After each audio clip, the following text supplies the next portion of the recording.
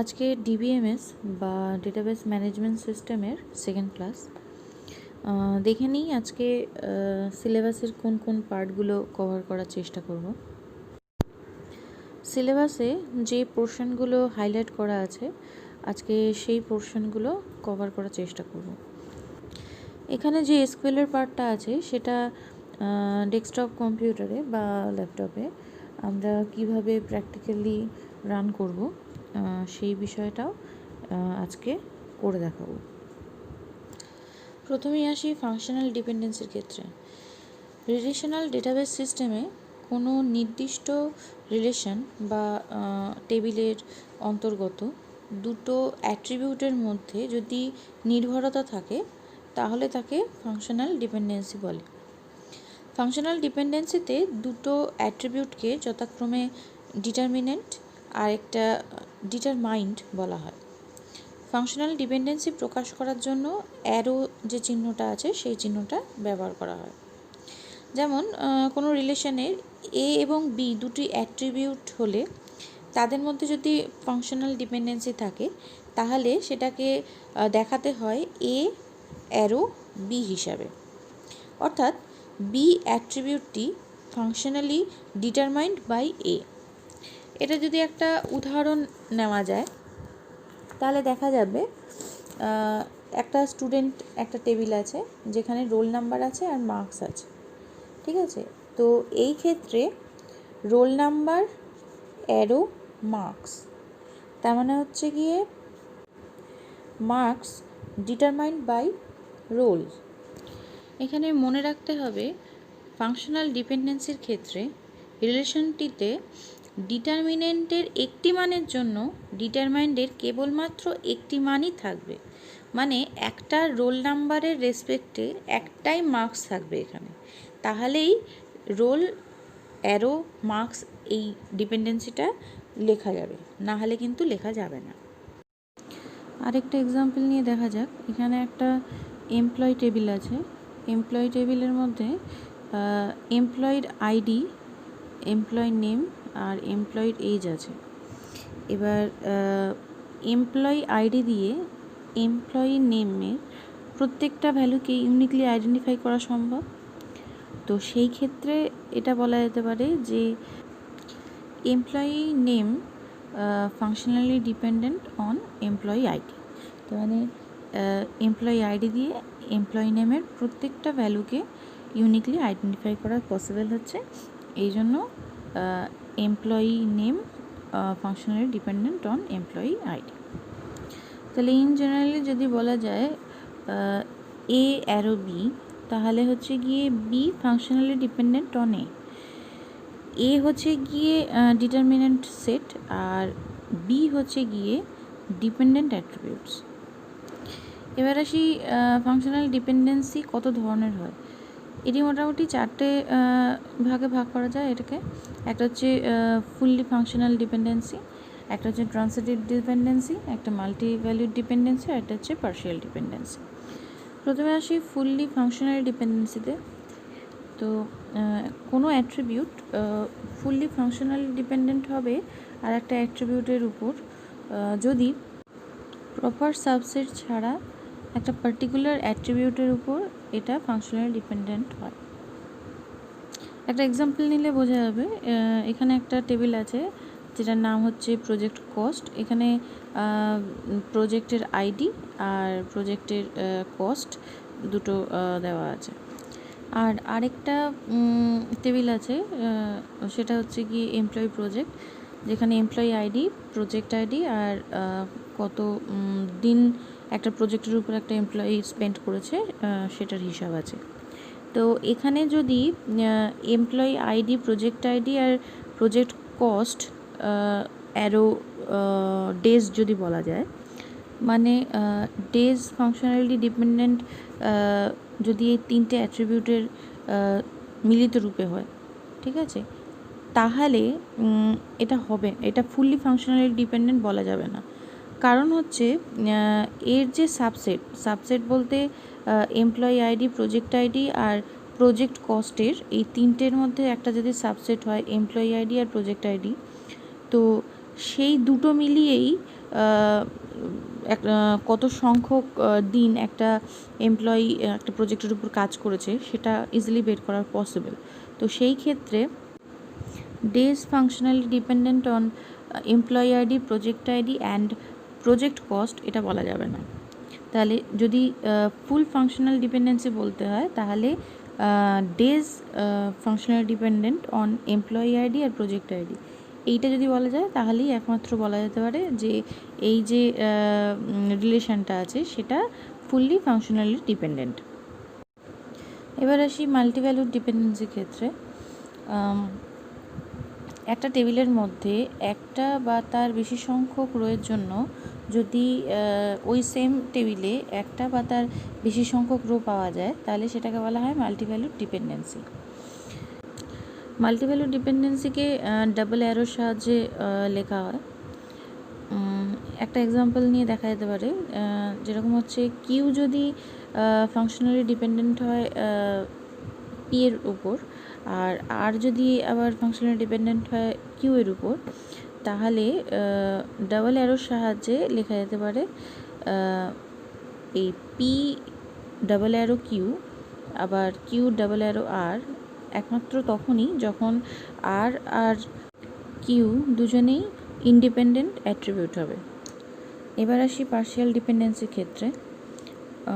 যখন কোনো নন prime attribute candidate কিয়ের কোনো একটা পার্টের উপর ফাংশনালি ডিপেন্ডেন্ট হয় তখন তাকে বলা হয় পার্শিয়াল ডিপেন্ডেন্সি।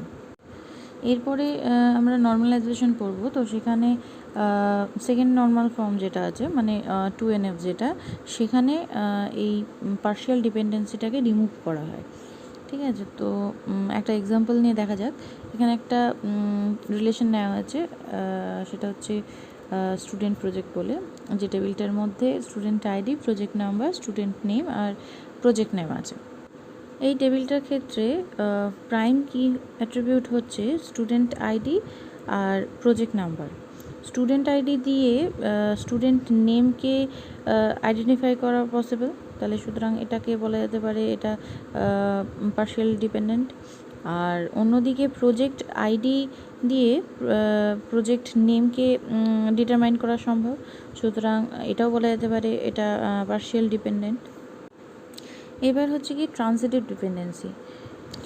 যখন কোনো ইনডাইরেক্ট রিলেশনশিপ ফাংশনাল ডিপেন্ডেন্সি তৈরি করে তখন সেটাকে ট্রানজিটিভ ডিপেন্ডেন্সি বলে। যেমন কিউ যদি ফাংশনালি ডিপেন্ডেন্ট হয় পি এর উপর আর যদি ফাংশনালি ডিপেন্ডেন্ট হয় কিউ এর উপর, তাহলে আর পরোক্ষভাবে ফাংশনালি ডিপেন্ডেন্ট হয় পি এর উপর, এটাকে বলা হয় ট্রানজিটিভ ডিপেন্ডেন্সি। এরপরে হচ্ছে নর্মালাইজেশন। নর্মালাইজেশন হলো এমন একটা প্রক্রিয়া যার মাধ্যমে ডেটাবেসের রিডান্ডেন্ট রিলেশন স্কিমাকে ভেঙে ছোট ছোট রিলেশনে প্রকাশ করা হয় যেখানে ফাংশনাল ডিপেন্ডেন্সিগুলি অক্ষুণ্ণ থাকে। তার মানে এখানে সবসময় লসলেস ডিকম্পোজিশন হবে। নর্মালাইজেশন সাধারণত 4 রকমের। একটা হচ্ছে 1NF ফার্স্ট নর্মাল ফর্ম, পরেরটা হচ্ছে second normal form 2NF, third normal form বা 3NF, আরেকটা হচ্ছে BCNF। BCNFটা আমাদের সিলেবাসে নেই, তো সুতরাং ফার্স্ট সেকেন্ড থার্ডটাই আমরা এখানে আলোচনা করব। নর্মালাইজেশনের এই 3টে পার্ট আলোচনা করার আগে একটু দেখতে হবে যদি নর্মালাইজেশন না হয় তাহলে কি কি প্রবলেম আসতে পারে। 3টে প্রবলেম ম্যাক্সিমাম আসে, সেটা হচ্ছে গিয়ে আপডেশন অ্যানোমালি, ইনসারশন অ্যানোমালি আর ডিলিশন অ্যানোমালি।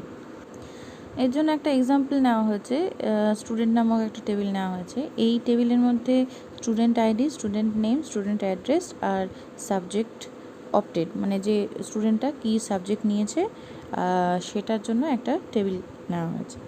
তো এইটার ক্ষেত্রে এরকম হতেই পারে একটা স্টুডেন্ট 2 বা 3টে সাবজেক্ট নিয়েছে, তো সেই ক্ষেত্রে আপডেশন অ্যানোমালির ক্ষেত্রে একটা স্টুডেন্টের রেসপেক্টে যদি অনেকগুলো সাবজেক্ট সে নিয়ে থাকে তাহলে তার যে করসপন্ডিং অ্যাড্রেসটা সেটা প্রত্যেকটা পার্টে গিয়ে চেঞ্জ করতে হবে বা আপডেট করতে হবে, এইটাকে বলা হচ্ছে গিয়ে আপডেশন অ্যানোমালি। এবার যদি কোনো স্টুডেন্টের এন্ট্রি নতুন করে করা হয়ে থাকে এবং সে যদি প্রথমেই কোনো সাবজেক্ট অপটেট না করে, তো সেই ক্ষেত্রে সাবজেক্টের জায়গাটায় নাল লিখে দিতে হবে। তো এইটা হচ্ছে গিয়ে ইনসারশন অ্যানোমালি। এবার যদি একটা স্টুডেন্টের ক্ষেত্রে একটা মাত্রই সে সাবজেক্ট অপটেট করেছিল এবং সেইটা সে টেম্পোরারি ড্রপ করেছে, তো সেই ক্ষেত্রে যদি সেই স্টুডেন্টটাকে বা সেই রেকর্ডটাকে আমার মুছতে হয়, তাহলে এই একটা স্টুডেন্টের এন্টায়ার ডিটেলসটা ডিলিট হয়ে যাবে। এইটাকে বলা হচ্ছে ডিলিশন অ্যানোমালি। এবার আসি ফার্স্ট নর্মালাইজেশনের ক্ষেত্রে। কোনো একটা রিলেশন তখনই 1NF-এ থাকবে বা ফার্স্ট নর্মাল ফর্মে থাকবে যখন তার প্রত্যেক কটা অ্যাট্রিবিউটের একটা অ্যাটমিক ভ্যালু থাকবে, মানে এর কোনো রকম কম্পোজিট অ্যাট্রিবিউট হবে না, কোনো মাল্টিভ্যালুড অ্যাট্রিবিউট হবে না, কোনো রিপিটিং গ্রুপ হবে না। সুতরাং একটা মাত্রই অ্যাট্রিবিউটের ভ্যালু থাকবে। একমাত্র তখনই ওই রিলেশনটাকে বলা যেতে পারে যে ওই রিলেশনটা ফার্স্ট নর্মাল ফর্মে রয়েছে। একটা এক্সাম্পল নেওয়া যাক। এখানে একটা রিলেশন নেওয়া হয়েছে এমপ্লয়ের ক্ষেত্রে এমপ্লয়ের আইডি, এমপ্লয়ের নেম আর এমপ্লয়ের স্কিল আছে। এবার এখানে যে স্কিলটা আছে সেই স্কিলটা মাল্টিভ্যালুড অ্যাট্রিবিউট। তো সেই ক্ষেত্রে একটা এমপ্লয়ির ক্ষেত্রে তার বিভিন্ন ধরনের স্কিল হতে পারে, সেই জন্য স্কিলটাকে বলা হচ্ছে মাল্টিভ্যালুড অ্যাট্রিবিউট। তো সেই ক্ষেত্রে এই যে রিলেশনটা আছে এমপ্লয়ি, সেটাকে বলা যেতে পারে না যে এটা একটা ফার্স্ট নর্মাল ফর্মে রয়েছে। এবার আসি সেকেন্ড নর্মাল ফর্ম বা 2NF-এর ক্ষেত্রে। একটা রিলেশনকে তখনই বলা যেতে পারে এটা 2NF বা সেকেন্ড নর্মাল ফর্মে রয়েছে যখন সেই রিলেশনটা প্রথমে ফার্স্ট NF বা ফার্স্ট নর্মাল ফর্মে থাকবে আর এর প্রত্যেক কটা অ্যাট্রিবিউট ফুললি ফাংশনাল ডিপেন্ডেন্ট হবে এর যে হোল কি আছে এই রিলেশনটার তার উপর। এই দুটো কন্ডিশন যদি স্যাটিসফাই করে একমাত্র তখনই বলা যেতে পারে সেই রিলেশনটা সেকেন্ড নর্মাল ফর্ম বা 2NF-এ আছে। একটা উদাহরণ নিয়ে দেখা যাক। এখানে একটা রিলেশন আছে ইনভেন্টারি, যেখানে ওয়্যারহাউস আর পার্ট হচ্ছে গিয়ে কি আর হচ্ছে গিয়ে কোয়ান্টিটি আছে আর ওয়্যারহাউসের অ্যাড্রেস আছে। এই ক্ষেত্রে কোয়ান্টিটি সেটা ফাংশনালি ডিপেন্ডেন্ট হচ্ছে ওয়্যারহাউস আর পার্টের উপর, আর ওয়্যারহাউস অ্যাড্রেসটা ফাংশনালি ডিপেন্ডেন্ট হচ্ছে ওয়্যারহাউসের উপর। তো এই যে পার্টটা এটা কিন্তু 2NF-এর মধ্যে নেই, কারণ ওয়্যারহাউস ইটসেলফ একটা পার্ট হচ্ছে গিয়ে কিয়ের, কারণ কি হচ্ছে গিয়ে ওয়্যারহাউস আর পার্ট দুটো একসাথে। তো সেই কারণে এটা সেকেন্ড নর্মাল ফর্ম বা 2NF-এ নেই। 2NF-এর ক্ষেত্রে একটা প্রবলেম হয়, সেটা হচ্ছে গিয়ে আপডেট অ্যানোমালি, যেটা একটু আগেই আমি আলোচনা করছিলাম। তো এই উদাহরণটার ক্ষেত্রে আপডেট অ্যানোমালি কী হতে পারে, সেটা হচ্ছে ওয়্যারহাউসের অ্যাড্রেসটা রিপিটেড হতে পারে। আবার যদি অ্যাড্রেস চেঞ্জ হয় তখন একের বেশি সংখ্যক আপডেট অকার করতে পারে। তো এই আপডেট অ্যানোমালি প্রবলেমের জন্য রিলেশনটাকে ব্রেক করতে হয় 2NF-এ আনার জন্য। তো সেই ক্ষেত্রে একটা রিলেশনকে দুটো পার্টে ভাগ করতে হচ্ছে। একটা হচ্ছে রিলেশন ইনভেন্টরি, যেখানে ওয়্যারহাউস আর পার্টের সঙ্গে কোয়ান্টিটিটা থাকছে। আরেকটা হচ্ছে রিলেশন নতুন করে তৈরি করতে হচ্ছে, সেটা হচ্ছে ওয়্যারহাউস, যেখানে ওয়্যারহাউস আর ওয়্যারহাউসের অ্যাড্রেসটা থাকছে।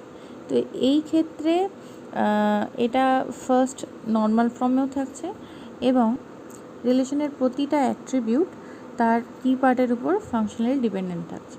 তো এই ক্ষেত্রে এটা সেকেন্ড নর্মাল ফর্মে বিলং করছে। এবার আসি থার্ড নর্মাল ফর্ম বা 3NF-এ। একটা রিলেশন 3NF-এ তখনই থাকবে যখন এটা 2NF-এ থাকবে এবং এটার মধ্যে কোনো ট্রানজিটিভ ডিপেন্ডেন্সি থাকবে না। এর জন্য একটা উদাহরণ নেওয়া যাক, যেখানে একটা রিলেশন হচ্ছে ওয়ার্ক, যেখানে এমপ্লয়ের আইডি থাকছে, তার ডিপার্টমেন্ট থাকছে আর তার লোকেশন থাকছে।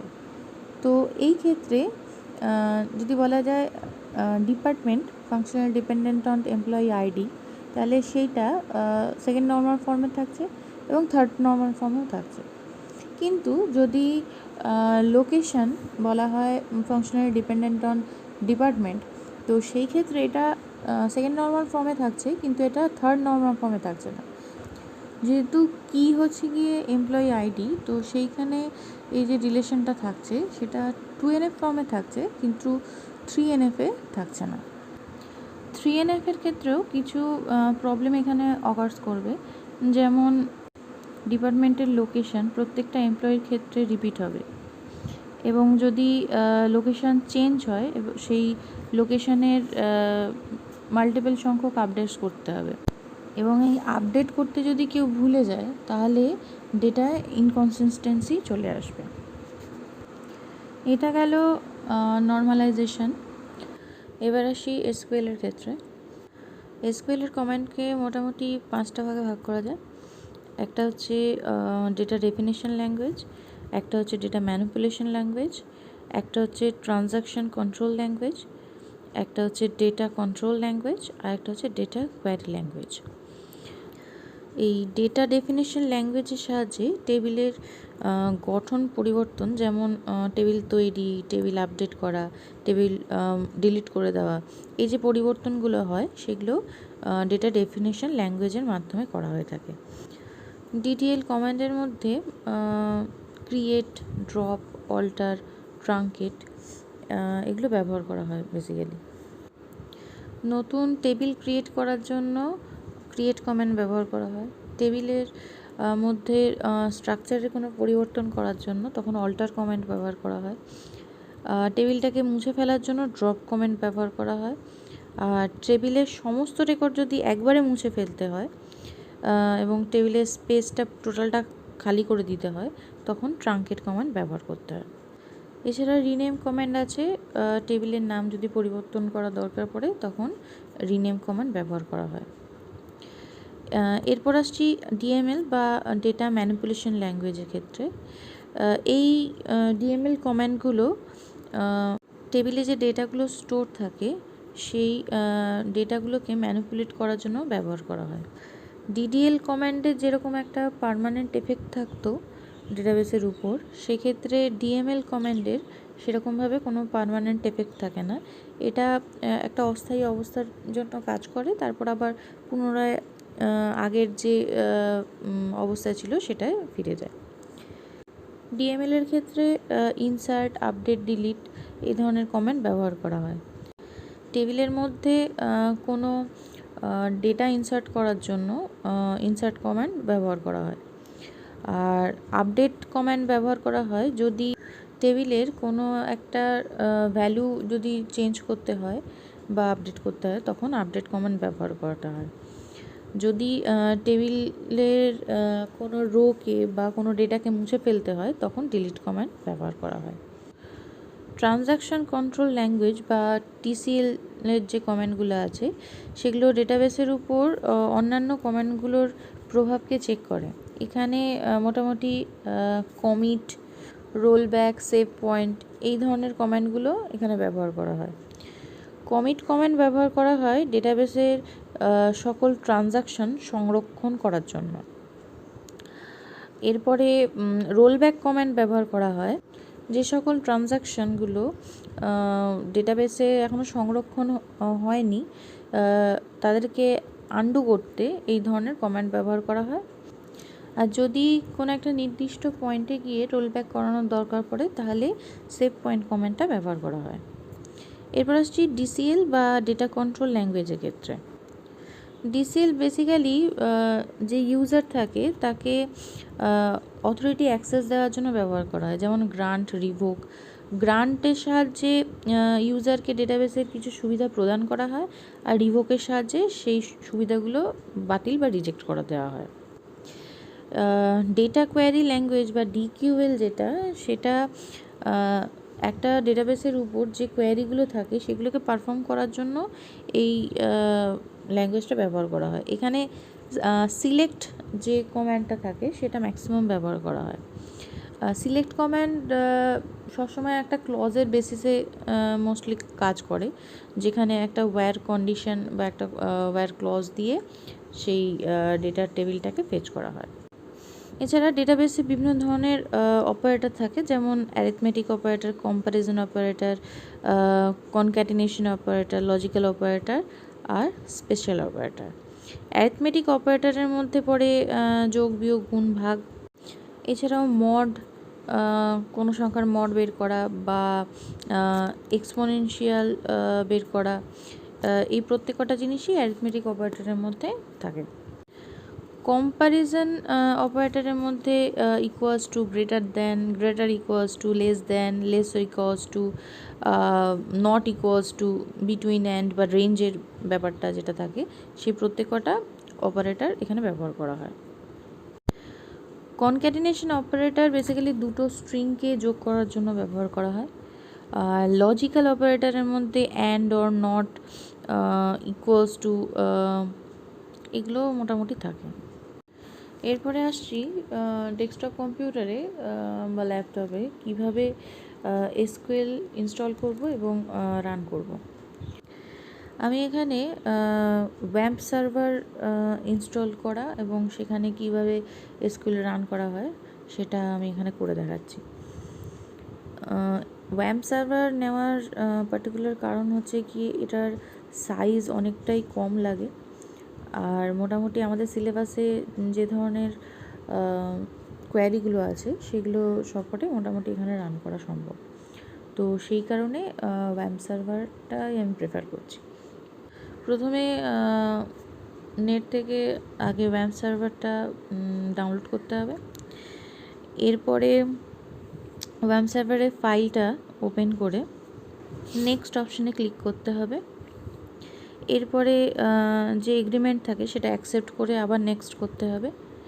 এরপরে যে ড্রাইভে ফাইল মানে ওয়াম্প সার্ভারটা ইনস্টল করতে চাই তার পাথটা দিয়ে নেক্সট অপশানে ক্লিক করতে হবে। এরপরে ডেস্কটপ আইকন আর কুইক স্টার্ট করার জন্য, কুইক লঞ্চের জন্য দুটো জায়গায় টিক অপশানে ক্লিক করে তারপর নেক্সট করলে ওয়াম্প সার্ভারটা ইনস্টল হওয়া শুরু হবে। ইনস্টলেশন কমপ্লিট হওয়ার পরে লঞ্চ অপশানে ক্লিক করে ফিনিশ করলে ইনস্টলেশনটা টোটাল কমপ্লিট হবে। এরপরে নিচের যে টাস্ক বার আছে সেখানে একটা একটা সিম্বল দেখতে পাওয়া যাবে রেড কালারের। এই সিম্বলটা আস্তে আস্তে অরেঞ্জ থেকে গ্রিন হবে। যখন গ্রিন হবে তখন বোঝা যাবে যে সিস্টেমটা রেডি হয়েছে ব্যবহার করার জন্য। তো সেই জন্য যখন গ্রিন হবে সেখানে একবার লেফট ক্লিক করতে হবে। লেফট ক্লিক করার পরে এখানে মাই এসকিউএল বলে একটা অপশন পাওয়া যাবে। এই মাই এসকিউএলে গিয়ে একবার লেফট ক্লিক করতে হবে। এরপরে এখান থেকে মাই এসকিউএল কনসোলে গিয়ে একবার লেফট ক্লিক করতে হবে, তাহলে এই কালো রঙের স্ক্রিনটি চলে আসবে। এরপর এখানে এন্টার পাসওয়ার্ড দিতে বলেছে। এন্টার পাসওয়ার্ডের জায়গায় জাস্ট একটা এন্টার প্রেস করলে সিস্টেমটা ওপেন হয়ে যাবে। এই এবার সিস্টেমটা ওপেন হলো। এইবার এখানে এসকিউএলে যে কোয়ারিগুলো আছে, যে কমেন্টগুলো আছে সেগুলো রান করা সুবিধা হবে। সবার প্রথমে এসকিউএল রান করার জন্য একটা ডেটাবেস ক্রিয়েট করতে হয়। তো আমি আগে দেখে নিচ্ছি আগে কোনো প্রিভিয়াস ডেটাবেস আছে কি না। তো তার জন্য কমেন্ট হলো শো ডেটাবেসেস। তো এখানে অনেকগুলোই ডেটাবেস আছে। তো আমার যদি ইচ্ছা হয় আমি একটা নতুন করে ক্রিয়েট করতে পারি কিংবা সেটাকে ব্যবহার করতে পারি।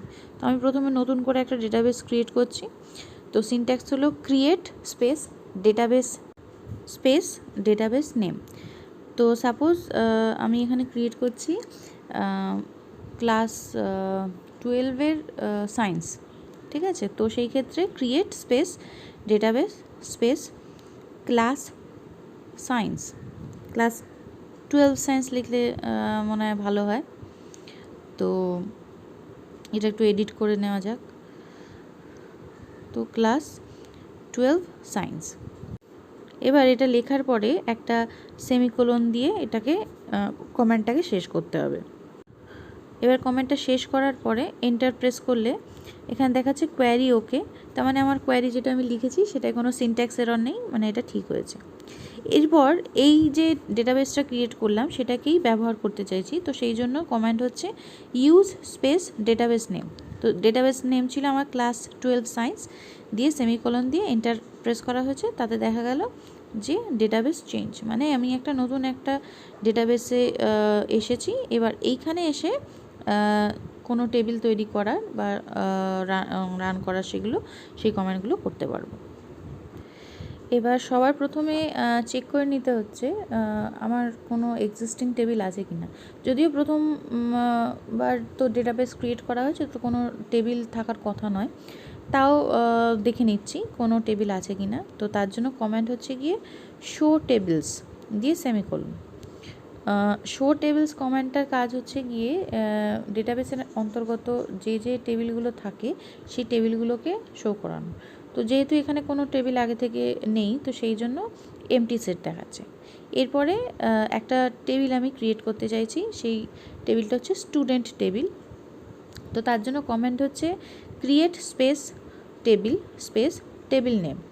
টেবিল নেম আমি এখানে বলেছি স্টুডেন্ট, তো সেই জন্য ক্রিয়েট টেবিল স্টুডেন্ট।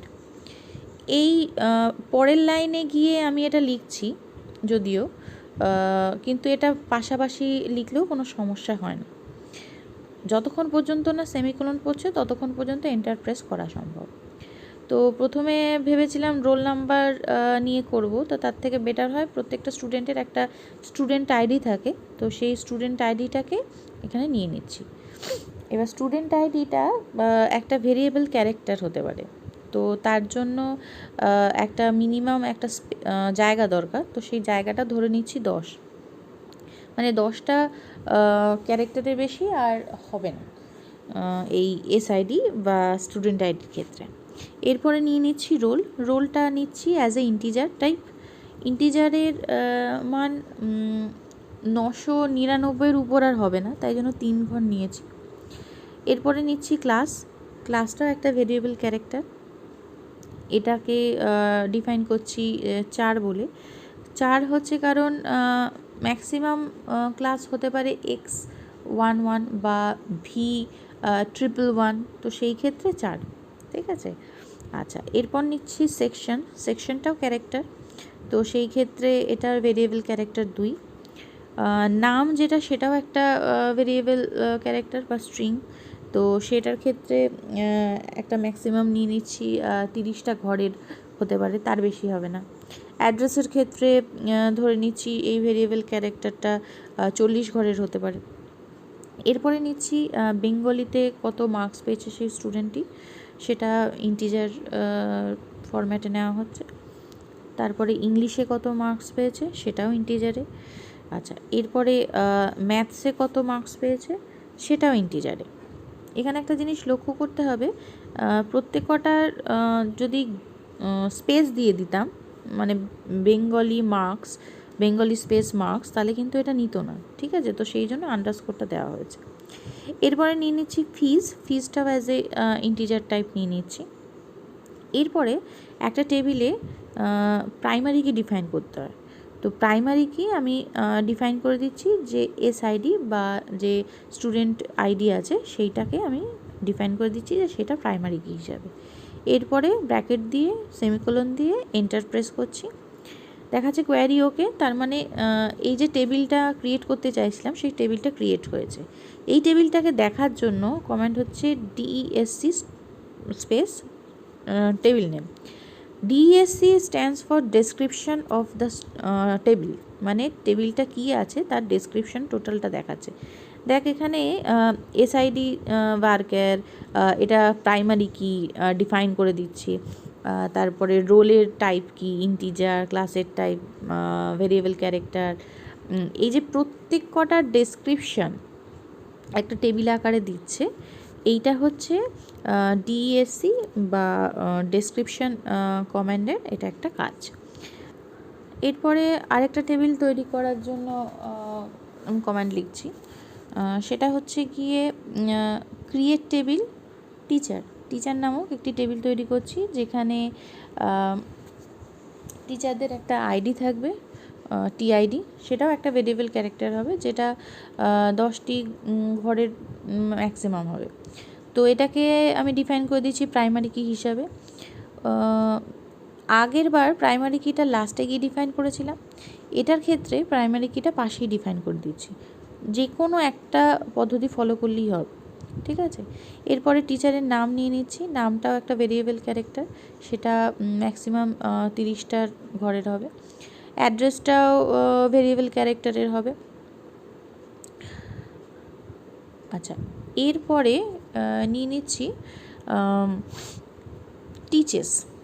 টিচেস মানে একটা টিচার কোন কোন স্টুডেন্টকে পড়াচ্ছে, ঠিক আছে, তার জন্য তার আইডিটা এখানে লেখা থাকছে। তো সেই ক্ষেত্রে নিয়ে নিচ্ছি টিচেস, এবং এইটাও হবে একটা ভেরিয়েবল ক্যারেক্টার, কারণ স্টুডেন্টদেরকেই তো পড়াবে, তো এটাও নিয়ে নিচ্ছি ভেরিয়েবল ক্যারেক্টার হিসাবে।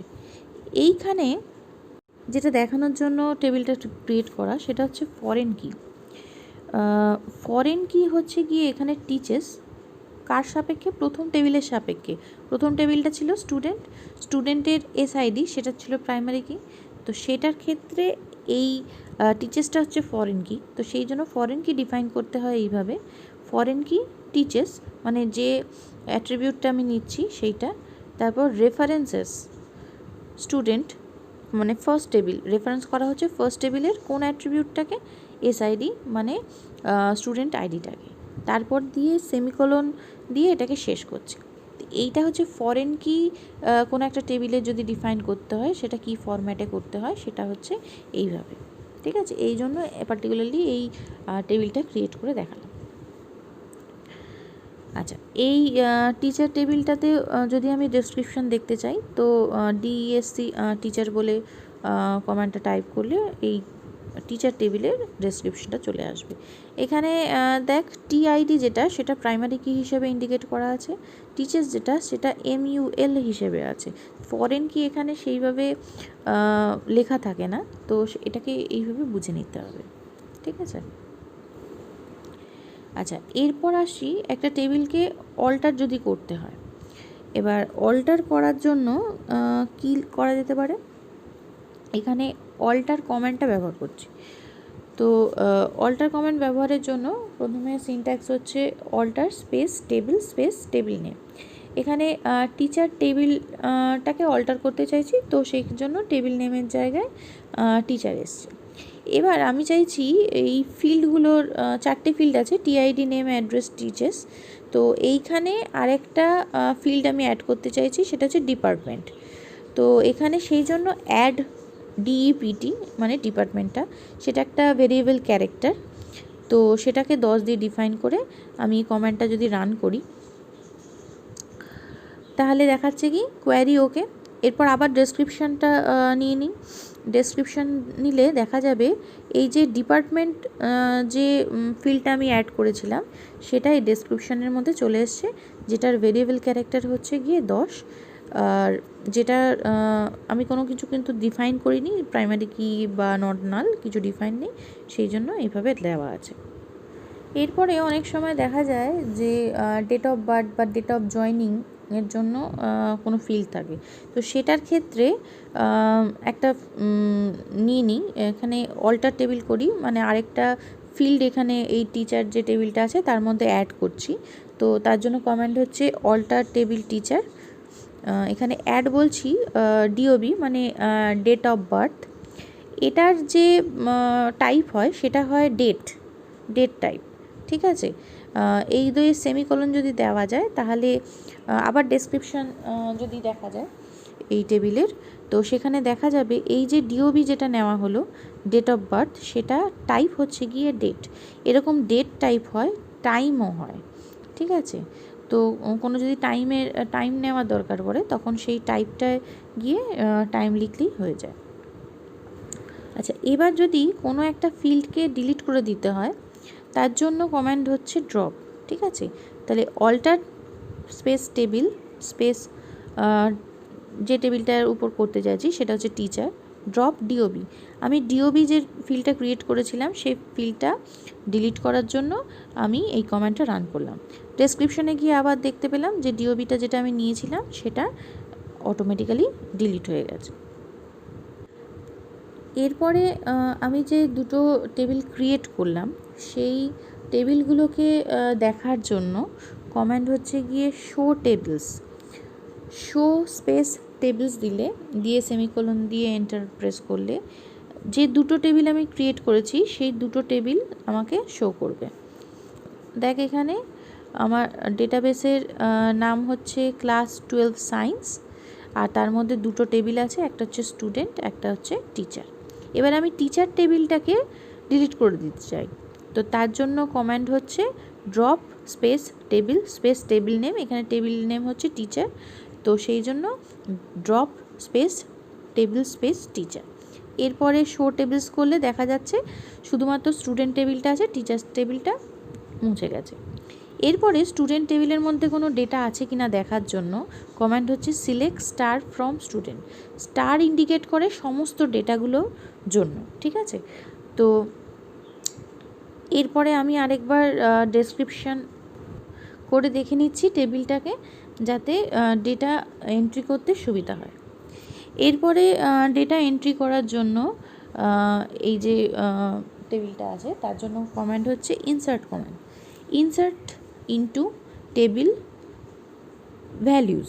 এবার টেবিলের জায়গায় কী হবে, টেবিল নেমটা হবে। টেবিল নেম এখানে কি, সেটা হচ্ছে স্টুডেন্ট। তো এখানটা নিতে হবে insert into student values. Values কী কী, ফার্স্টে আছে এসআইডি আমি নিয়েছি এখানে A1 যেটা, সেটা যেহেতু ভেরিয়েবল ক্যারেক্টার সেহেতু ডাবল ইনভার্টেড কমার জন্য। অ্যাকচুয়ালি ভেরিয়েবল ক্যারেক্টার যেগুলো আছে সেগুলো প্রত্যেক কটা ডাবল ইনভার্টেড, যেগুলো ইন্টিজার আছে সেগুলো জন্য কোনো ইনভার্টেড কমা দরকার নেই। তো এগুলো প্রত্যেক কটা ফিল্ডকে কমা কমা দিয়ে লিখে গিয়ে দেখা যাবে লাস্টে গিয়ে সেমিকোলন দিয়ে রান করলে কোয়ারি ওকে, তার মানে একটা ফিল্ড এন্টার হয়ে যায়। সেটা দেখার জন্য, সেটা চেক করার জন্য সিলেক্ট স্টার ফ্রম স্টুডেন্ট কী কী এন্ট্রি হয়েছে সেটা দেখতে গিয়ে এই কমেন্টটা রান করছি। রান করার পর দেখা যাচ্ছে একটা রো ইনসার্ট হয়েছে। এইবার এইখানটা যেহেতু ফুল স্ক্রিন হচ্ছে না, তো সেই ক্ষেত্রে লেখাগুলো নিচে চলে এসছে, তো এটা দেখতে গিয়ে একটু অসুবিধা হচ্ছে। তো সেই ক্ষেত্রে আমি যেটা করছি সেটা হচ্ছে দুটো ফিল্ডকে আমি ডিলিট করে দিচ্ছি, ঠিক আছে, যাতে কি হয় একটু ছোট হয়ে যায় আর আমার দেখতেও একটু সুবিধা হয় জিনিসগুলো। তো তার জন্য অল্টার টেবিল স্টুডেন্ট করে ড্রপ, প্রথমে রোল নাম্বার করলাম, তারপরে অল্টার টেবিল স্টুডেন্ট করে ড্রপ সেকশন করলাম। এরপরে আবার ডেসক্রিপশনটা দেখে নিচ্ছি, দুটো ফিল্ড চলে গেছে, এখন টোটাল 8টা ফিল্ড আছে, ঠিক আছে। এবার দেখে নিই এই 8টা ফিল্ডে যে রেকর্ডটা আমি ইনসার্ট করেছিলাম সেটা কেমন হয়ে আছে। তো একটা রো আমি ইনসার্ট করেছিলাম, তো সেই ক্ষেত্রে দুটো ফিল্ড চলে গেছে এবং টোটাল ফিল্ডটা এইভাবে আছে। এরপরে এই টেবিলটার মধ্যে ডেটা ইনসার্ট করতে চাইছি কতগুলো পরপর হল। তো তার জন্য কমান্ড হচ্ছে ইনসার্ট ইনটু স্টুডেন্ট ভ্যালুজ। এবার ভ্যালুজ যা খুশি দেওয়া যেতে পারে, ঠিক আছে। তো আমি আরবিটারি কতগুলো দিয়েছি এখানে, তো সেগুলো একটু দেখে নে।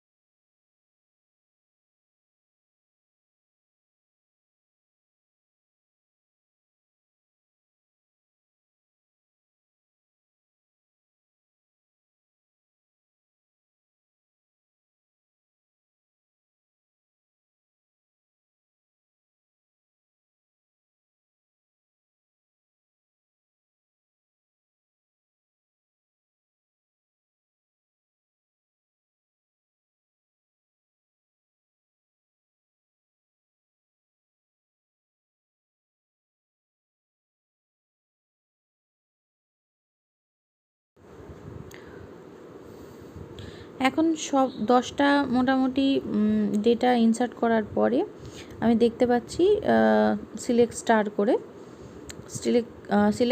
স্টার ফ্রম স্টুডেন্ট করে এখানে ঠিক 10টা রেকর্ড আছে আমার কাছে। ঠিক আছে, এই টেবিলটার উপর আমি এবার কিছু অপারেশন পারফর্ম করছি। সেটা হচ্ছে প্রথমে আপডেট কমান্ডটা কি করে কাজ করে সেটা দেখছি। আপডেট কমান্ডটা করছি এই কারণে, কোনো একটা ডেটা দিতে গিয়ে যদি ভুল হয়ে যায় কখনো, তো সেটার ভ্যালু কী করে চেঞ্জ করব। তো তার জন্য আপডেট স্পেস টেবিল নেম এখানে যেহেতু স্টুডেন্ট, তো সেই জন্য আপডেট স্পেস স্টুডেন্ট।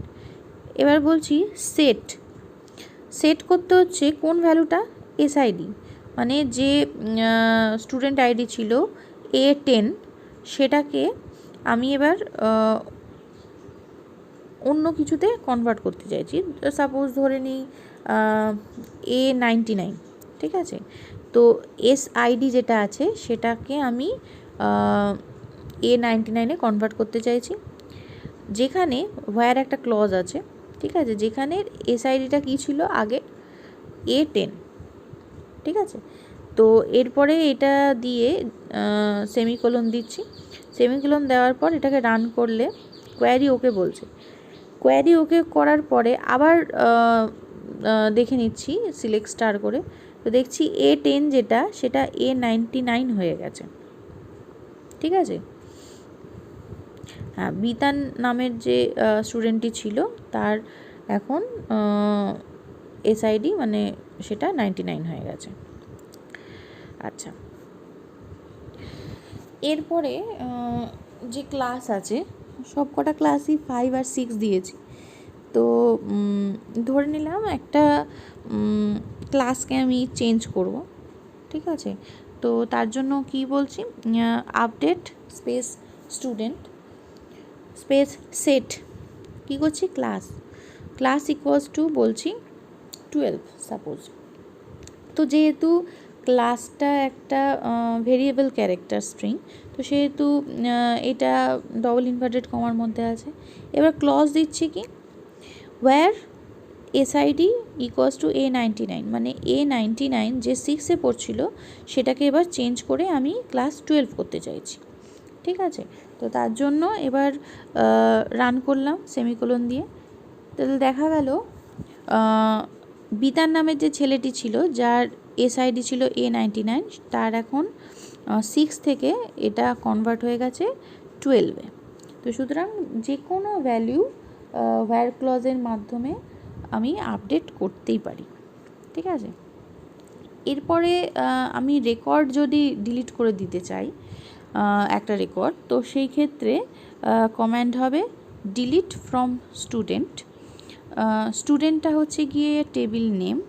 ঠিক আছে, এরপরে কন্ডিশন আসছে, কন্ডিশনটা হচ্ছে ওয়্যার, যেখানে এই এসআইডি বা স্টুডেন্ট আইডি যেটা আছে সেটা হচ্ছে A99, মানে A99 যে রেকর্ডটা আছে সেই রেকর্ডটা মানে সেই রোটা আমি ডিলিট করতে চাইছি। তো তার জন্য এবার সেমিকোলন দিয়ে কোডটা রান করার পরে দেখতে পাচ্ছি A99 যেটা ছিল, মানে টোটাল 10টা রো ছিল, একটা রো ডিলিট হয়ে গেল, তাহলে এখন টোটাল 9টা রো রইল।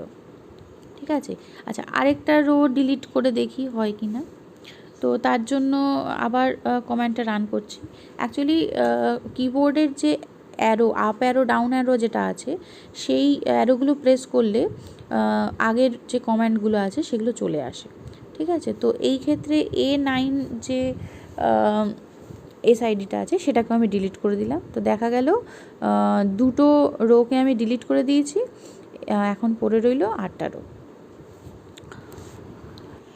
এবার এতক্ষণ ধরে একটা টেবিলের সম্পূর্ণ অংশটাকে আমি দেখতে চাইছিলাম। এবার যদি পার্টিকুলার কিছু ফিল্ডকে আমি দেখতে চাই, তো তার জন্য কমান্ড হচ্ছে গিয়ে select name comma address from student, কারণ আমি নেম আর অ্যাড্রেস ফিল্ডটাকেই দেখতে চাইছি স্টুডেন্ট টেবিলে, সেই জন্য শুধু ওই দুটো ফিল্ডের নাম দিয়েছি।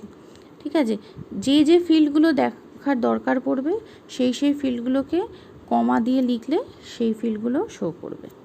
ঠিক আছে, এইবার একটা টেবিলকে অ্যাসেন্ডিং অর্ডার বা ডিসেন্ডিং অর্ডারে কিভাবে সাজানো যায় সেটা দেখছি।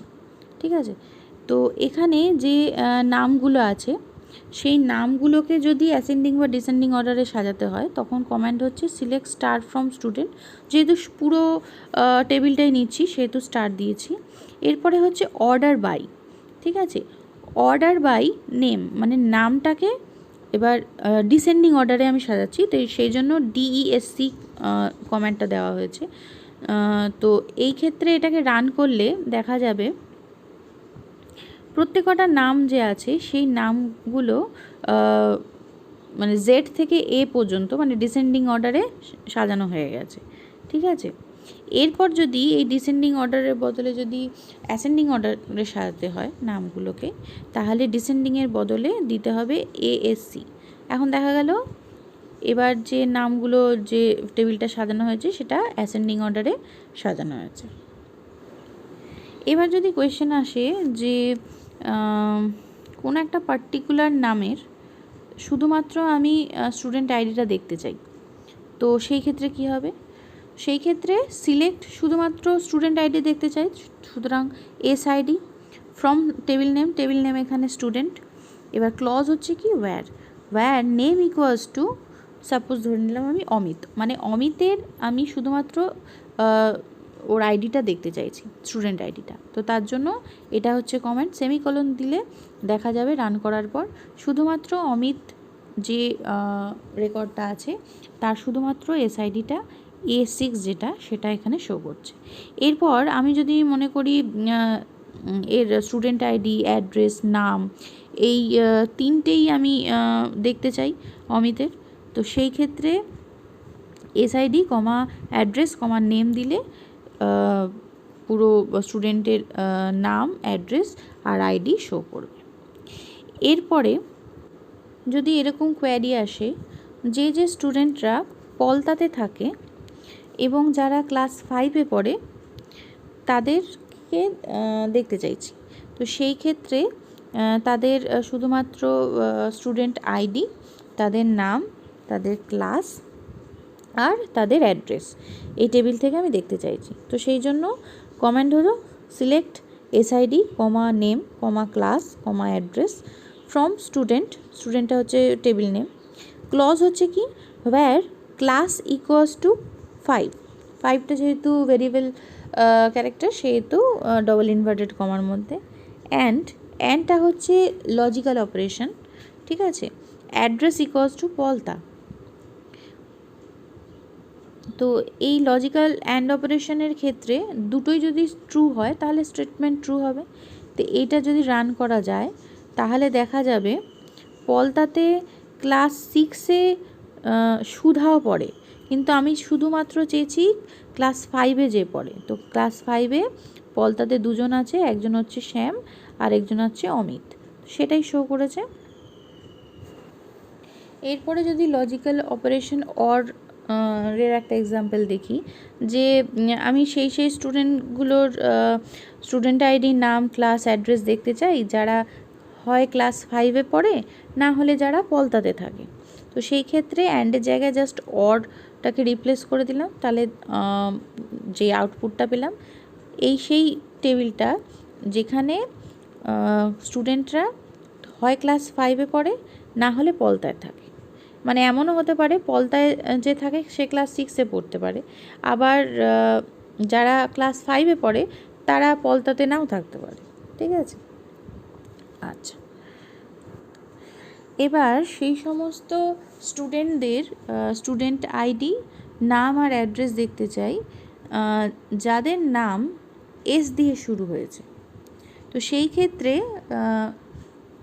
কমান্ড হবে select SID, name, address from student where ক্লজের ক্ষেত্রে এখানে দেওয়া হয়েছে নেম লাইক, নামটা কীরকম হবে সেটা হচ্ছে S পার্সেন্টেজটা ডিনোট করে এনি স্ট্রিং, মানে এনি নাম্বার অফ ক্যারেক্টার এসের পিছনে থাকতে পারে।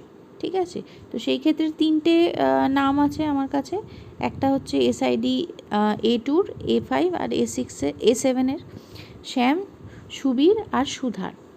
এবার আমি চাইছি এসের পর যাদের আর তিনটে ক্যারেক্টার আছে, তো সেই ক্ষেত্রে দুটো একটা নামই আসবে, একটা হচ্ছে শ্যাম।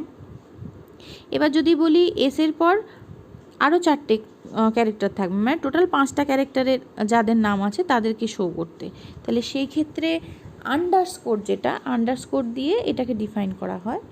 তো সেই ক্ষেত্রে দুটো নাম কাছে আসবে, একটা হচ্ছে গিয়ে সুবীর আর একটা হচ্ছে সুধা, কারণ এদের দুজনেরই নামটা 5 অক্ষরের। ঠিক আছে, তো পার্টিকুলার যদি অক্ষর বোঝাতে হয় তখন আন্ডারস্কোর দিয়ে, যদি টোটাল স্ট্রিংকে বোঝাতে হয় তখন পার্সেন্টেজ দিয়ে বোঝাতে হয়। এবার যদি কাউন্ট করতে হয়, মানে কতগুলো স্টুডেন্ট আছে, ঠিক আছে, তো সেই ক্ষেত্রে কাউন্ট যদি করতে হয় তো এই কমান্ড হচ্ছে এরকম, সিলেক্ট কাউন্ট ব্র্যাকেট দিয়ে স্টার ফ্রম টেবিল স্টুডেন্ট। ঠিক আছে, তো এখানে টোটাল 8টা রো আছে, মানে 8টা আমার এন্ট্রি করা আছে, তো সেটাই দিয়েছে 8। ঠিক আছে, আচ্ছা, এবার যদি এই যে কাউন্ট স্টার লেখাটাকে আমি যদি চেঞ্জ করতে চাই, তো সেই ক্ষেত্রে এটা লেখা যেতে পারে select count star as reads in, মানে এই কাউন্ট স্টারের বদলে লেখা থাকবে রিডস ইন। তো সেই ক্ষেত্রে অ্যাজ অপারেটর আমি ব্যবহার করেছি এখানে, দিয়ে from student where class equals to class 5।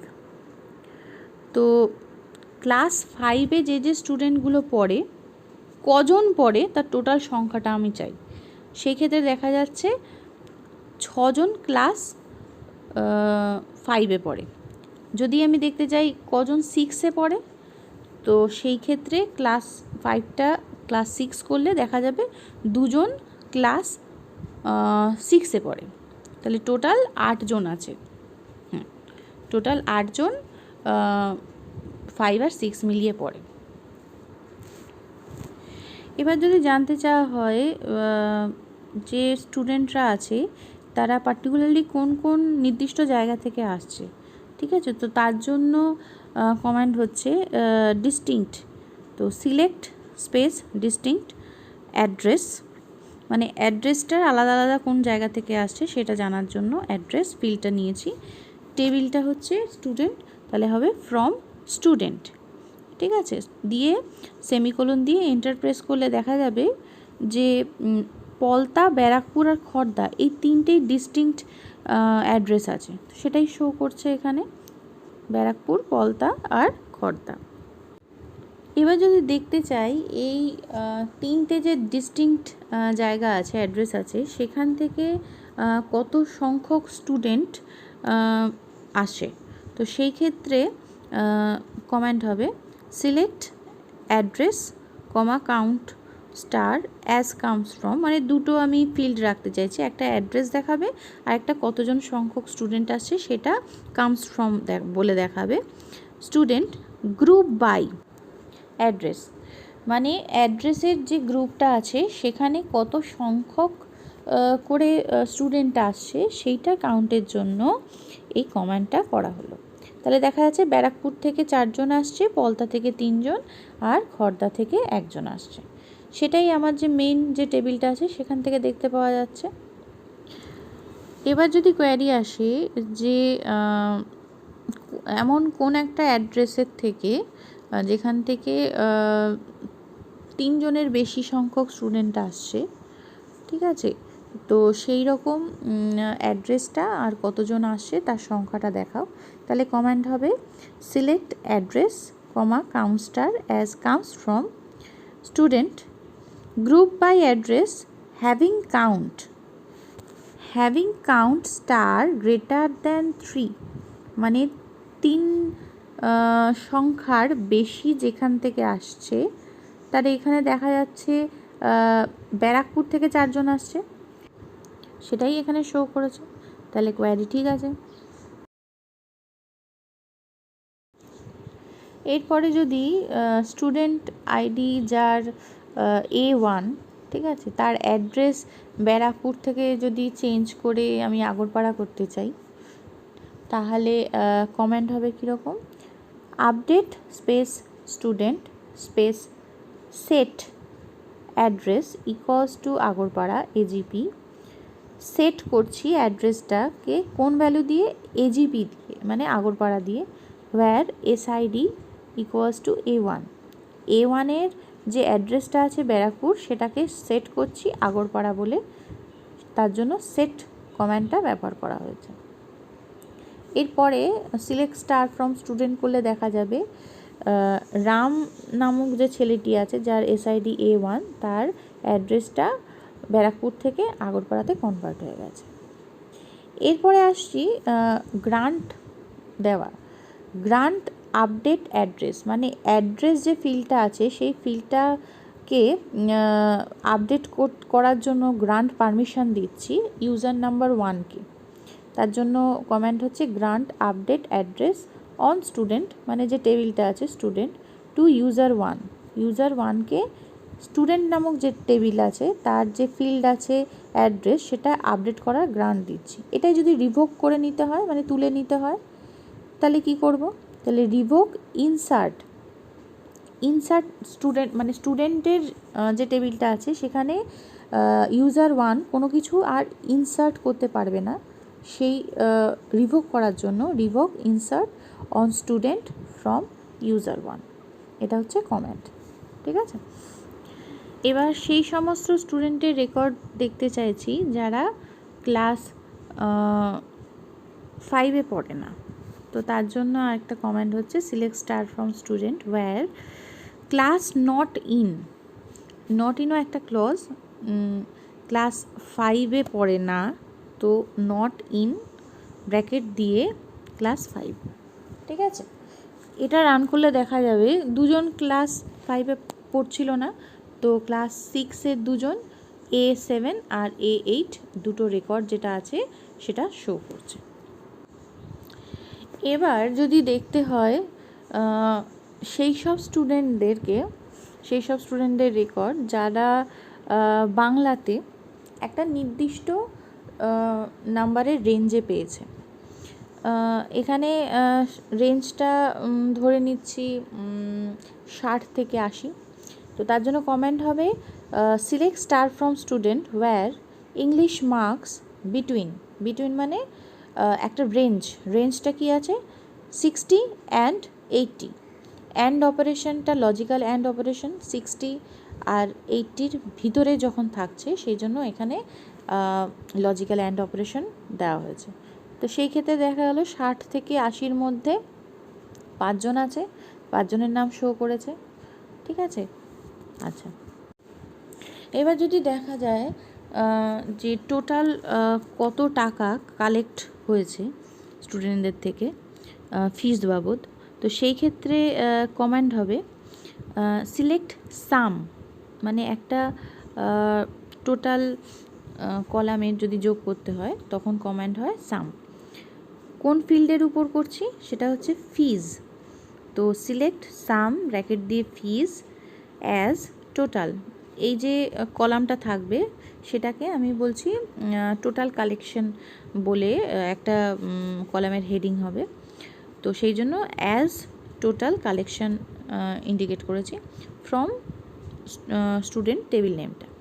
তো এটা রান করলে দেখা যাচ্ছে টোটাল কালেকশন 8 জনের 100 টাকা করে 800 টাকা এসছে। আচ্ছা, এবার যদি অ্যাভারেজ বার করতে হয়, ঠিক আছে, তো অ্যাভারেজ করতে হলে কমান্ড হচ্ছে AVG।